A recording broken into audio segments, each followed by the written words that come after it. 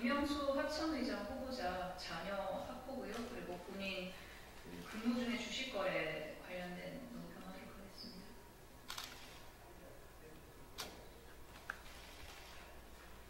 하면 될까요? 네. 딸은 집단 학폭, 아빠는 북한 도발기관에도 주식 거래. 윤석열 정부의 인사참사는 언제 끝납니까?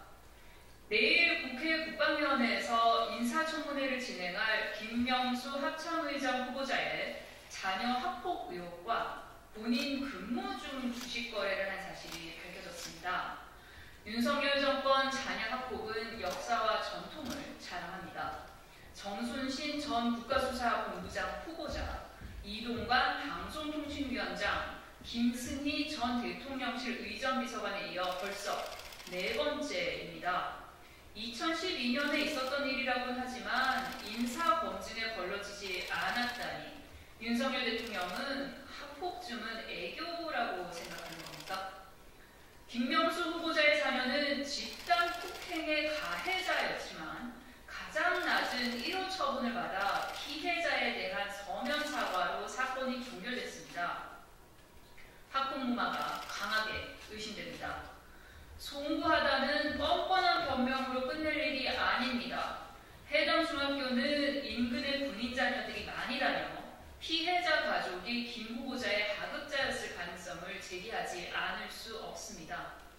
한편 김명수 후보자 본인은 지난 2년간 근무 시간에 수십 차례나 주식을 거래했고 심지어 북한 도발기관에도 주식 거래를 한 사실이 드러났습니다. 당시 작전 요원이 아니었다는 말 같지 않은 변명으로 국민을 우롱하지 마십시오. 오직 임무에만 집중했다는 김명수 후보자, 그 임무가 자신의 재산을 불리는 임무였습니까? 아무리 아사리판 인사를 일상으로 하는 윤석열 정부라지만 군의 지휘 감독권을 북한 도발기관에도 주식 거래한 인사에게 맡기려 하는 것은 해도 너무하지 않습니까? 한동훈 장관의 인사정보관리단은 무슨 일을 하는 곳입니까?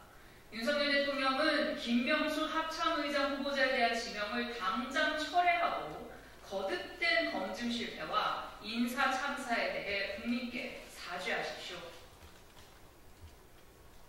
그다음에 오전에 서면 브리핑 3건 했던 거 방송용 싱크하도록 하겠습니다. 윤석열 대통령 눈에 국민은 사람으로 안 보입니까? 온 국민을 노동지옥으로 몰아넣으려는 이유가 무엇입니까? 윤석열 정부가 대국민 설문 결과를 앞세워 국민적 반발로 8개월이나 질질 끌던 근로시간 개편을 재추진하겠다고 나섰습니다. 정부는 52시간제를 유연화하는 데 동의하는 응답이 많았다며 제조업, 생산직 등 일부 업종과 직종에서 연장 근로를 늘리는 것을 골자로 52시간제를 손보겠다는 입장입니다.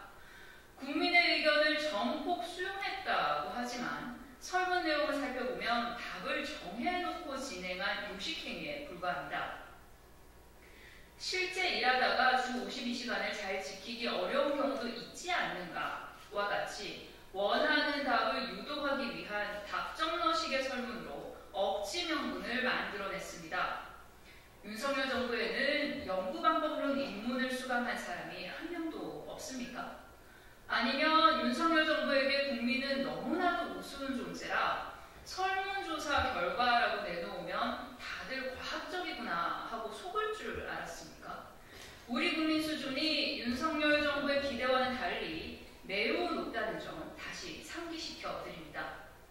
이런 조작된 유도 설문에도 불구하고 52시간제의 어려움을 느낀 사업자는 7명 중 고작 1명에 불과하다고 응답했습니다. 대체 누구를 위한 근로시간 연장입니까? 윤석열 정부는 왜 이토록 온 국민에게 윤석열표 노동지옥을 선사하지 못해 안달입니까? 인간다운 삶을 위해 부여된 최소한의 안전장치들을 늘려가지는 못할 망정 왜 온 국민을 장시간 노동에 밀어넣지 못해 이 난리를 칩니까? 우리 국민은 야만의 시대, 노동지옥에 살고 싶지 않습니다. 제발 정신 차리십시오. 2023년입니다. 윤석열 대통령은 시대착오적이고 편협한 가치관으로 우리 국민들의 삶을 노동지옥으로 밀어넣지 마십시오. 전근대적인 근로시간 개편, 당장 멈추십시오. 다음 논평 생각하도록 하겠습니다. 대통령의 카르텔 의문에 마구잡이로 삭감한 R&D 예산, 찔끔 복구에 생색내지 말고 전면 복구하고 사과하십시오. 국민의힘이 어제 2024년 예산안 심사 방안을 발표하고 일부 R&D 예산을 복원하겠다고 밝혔지만 과학계의 비판이 쏟아지고 있습니다. 예산을 삭감할 때도 졸속이더니 예산을 복원하겠다는 것도 졸속입니다. R&D 예산을 삭감할 때도 과학계의 의견에 귀를 R&D 예산을 삭감할 때도 과학계의 의견에 귀를 틀어막더니 대충 몇 개 예산 복원해줄 테니 과학계는 입을 다물라는 말입니까? 더욱이 기초연구, 정부 출연 연구기관의 예산을 보완하겠다면서 정작 재원 마련 방안 등 세부적인 계획은 찾아볼 수 없어 현실성이 없다는 질타가 이어집니다. 실체도 없는 졸속적인 복원 약속을 믿을 수 있습니까? 세부적인 계획도 없고 주무부처와의 협의도 없이 일방적으로 이루어진 발표로 제대로 예산이 복원될 수 있을지 심히 의문입니다. 아니면 증액을 위해 또 다른 예산을 감액하는 하석상대식 예산 복원을 하려고 합니까?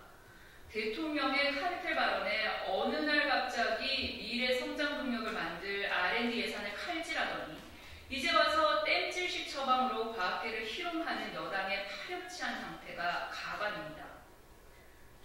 대통령의 카르텔 발언에 어느 날 갑자기 미래 성장 동력을 만들 R&D 예산을 칼질하더니 이제 와서 땜질식 처방으로 과학계를 희롱하는 여당의 파렴치한 행태가 가관입니다. 역대 정부 중 이렇게 졸속으로 예산을 짜는 정부는 없었습니다. 이렇게 무책임한 정부 여당은 일찍이 없었습니다. R&D 예산을 마구잡이로 삭감해놓고 생색내듯 예산 몇 개 복원한다고 근본적인 문제가 해결되지 않습니다. 정부와 여당은 젊은 인재들의 연공 환경을 하루아침에 산산조각낸 데 대해 사과하고 R&D 예산을 전면 복원할 것을 약속하십시오. 더불어민주당은 윤석열 정부가 내팽개친 국가의 미래를 반드시 제대로 지켜내고 젊은 인재들과 연구 현장을 든든하게 뒷받침하겠습니다. 마지막 싱크입니다. 박민 사장 KBS 관련입니다. 박민 사장은 KBS를 정권의 시녀로 전락시키려는 만행을 당장 멈추십시오. 박민 사장이 취임 첫날부터 망나니 칼을 휘두르며 국민의 방송 KBS를 땡윤 방송으로 전락시키고 있습니다. 기존의 시사 프로그램을 편파 방송이라며 통째로 편성해서 삭제하고 뉴스9 등 주요 뉴스 앵커를 비롯해 라디오 시사 프로그램 진행자까지 줄하차를 강요했습니다. 가히 40여 년 전 탱크를 밀고 방송사와 언론사로 밀고 들어갔던 신군부를 보는 것 같습니다. 박민 사장은 전 탱크에 이은 박탱크가 되려고 합니까? 명백한 제작 자율성 침해이자 부당한 인사조치입니다. 헌법에서 보장하는 언론의 자유를 전면 부정하고 대한민국 민주주의의 근간을 뿌리째 뽑아겠다. 명백한 제작 자율성 침해이자 부당한 인사조치입니다. 헌법에서 보장하는 언론의 자유를 전면 부정하고 대한민국 민주주의의 근간을 뿌리째 뽑아버리겠다는 폭거입니다. 박민 사장의 망나니 칼춤은 함량미달인 자신을 임명해준 윤석열 대통령을 향한 충성선언입니까? 윤석열 대통령, 이동관 방송통신위원장, 박민 사장으로 이어지는 언론 장악 직통 독재 체제가 공영방송을 무너뜨리고 있습니다. 한상혁 전 방통위원장 면직부터 KBS 이사 해임, 수신료 법박, 학폭 의혹 인사와 낙하산 인사 임명을 강행한 것까지 모두 이 순간을 위한 것이었습니까? 윤석열 대통령의 국정 운영에 대한 부정 여론을 언론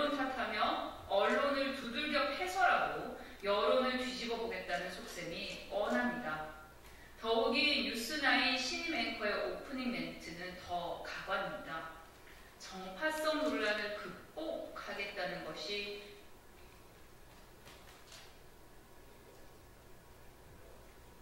더욱이 뉴스9 신임 앵커의 오프닝 멘트는 더 가관입니다. 정파성 논란을 극복하겠다는 일성은 정부에 대한 비판을 거세하겠다는 말이 아니고 무엇입니까?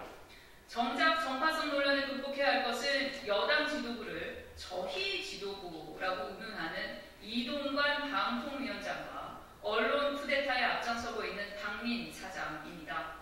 박민 사장은 총선을 앞두고 공영방송에 입을 틀어막으려는 저열한 만행을 당장 멈추십시오. 이상입니다.